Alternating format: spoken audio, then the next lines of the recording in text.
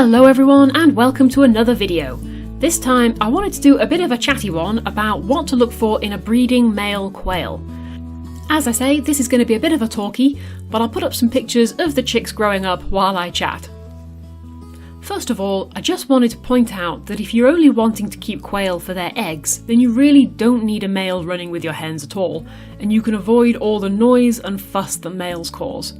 The hens will lay eggs quite happily without a male being present, but if it's a breeding group that you're after, then yes, you will obviously need a male in with your hens.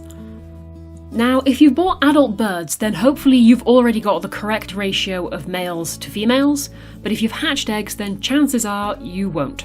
Roughly half the eggs you hatch will be male, and ideally you need to be keeping roughly 3 to 8 hens per male.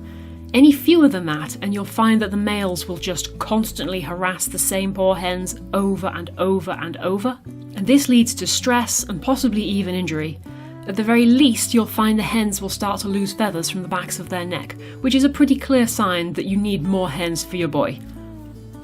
So, you need to keep a high female to male ratio, and personally, I like to keep 7 to 8 hens to a male. Male quail are very active and can easily cover this many hens. They'll keep egg fertility at around 90% for that kind of ratio.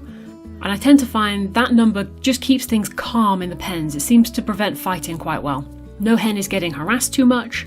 In fact, keeping too few females to your male, you'll actually find that the percentage of fertile eggs that you get will drop.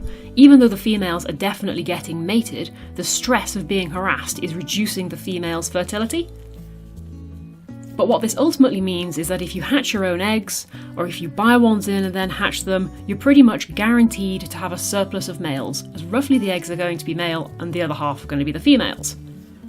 And so, you're going to need to pick the best of the bunch from your boys to breed from, and any surplus either sell on or butcher for the table, or whatever you've got planned for them. It's up to you, but here is a little list of just what I look for in a good breeding male. Firstly, and perhaps most importantly, is that he is producing foam. The foam the males produce comes from their kidney and is actually used as a sort of seminal fluid. It's absolutely vital for breeding. To look for foam, you can either flip him over and have a look at his vent, or much easier, and I find less stressful for birds, you can just look at his droppings. They will have a very clear white foam component to them. This indicates that he is a male to start with, because the females don't produce it, and that he is in breeding condition. It doesn't necessarily mean he's fertile, but it's highly unlikely that he isn't. Quail are robust little birds who haven't been overbred for specific colours, for example, and so they tend not to suffer from fertility issues. So, as long as you have foam, you can assume you have a breedable boy. Next, I look for temperament, especially bullying tendencies. Hens will pretty much always test the males before they let them mate. They'll run around and generally just make things a bit more difficult for them, and once they're satisfied, they'll stop and allow themselves to be mounted. And for males that they like, the hen will only usually do this for a few seconds. She's just testing that he's basically as good as he thinks he is. Bearing in mind that hens tend to be bigger than males, if one approaches her that she's not interested in, she just won't stop moving around until he cottons on and goes away.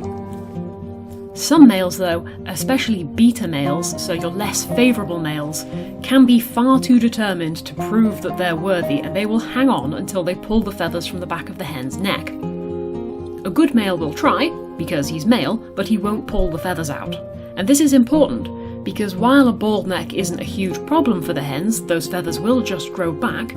If they get pulled out again while they're growing and the feather shaft is still full of blood, then it will bleed, and this is going to attract other birds to the injury. They will peck it out of pure curiosity, and before you know it, you have got a far more serious injury to deal with. And so you don't want to be breeding beta males who are desperate to prove themselves. Get rid of them, off to freezer camp, whatever, sell them on. Keep the males who are quietly confident, who the hens seem to prefer. Yes, this does mean you're going to have to watch the birds just to see which males the hens seem to prefer, and they're the ones you should be keeping. Next thing I look for is crowing. All males crow, but some do it quite persistently, which is really annoying. And again, I tend to find this is a beta male problem. They crow and crow and crow and crow all day long, trying to attract the girls away from the good alpha males. Again, I wouldn't breed a persistent crowing male. If he's getting frustrated enough to keep crowing like that, then he's getting frustrated enough to start fights. A good male will crow just to let others know he's in the area and to let any other girls know that he's available, but once he's crowed, he'll stop. Job done. If you think about it in the wild, a male quail who crows persistently is just going to attract every predator in the area, and so he's unlikely to last long enough to breed anyway. Beta males, sadly, don't survive. And lastly, what I look for is colour. If you're breeding buttons or any other kind of fancy quail, then this might be one of your primary concerns. But as Coternyx haven't been standardised yet and their colours tend to vary all over the place, it's pretty much just a case of keeping whichever males you don't mind looking at every day. And so if you're lucky enough to have a surplus of good, quiet alpha males, I'd just keep the pretty ones. But anywho, that's just my thoughts on what I look for in a good breeding male. He needs to be quiet, he needs to be calm, he needs to be one that the hens like, and he needs to especially not be a bully. But if there's anything else that you look for in a good male, then let us know in the comments below. And I hope you've enjoyed this little video. Good luck sorting your own quail to get a breeding group together, and I'll see you in the next video. Bye bye!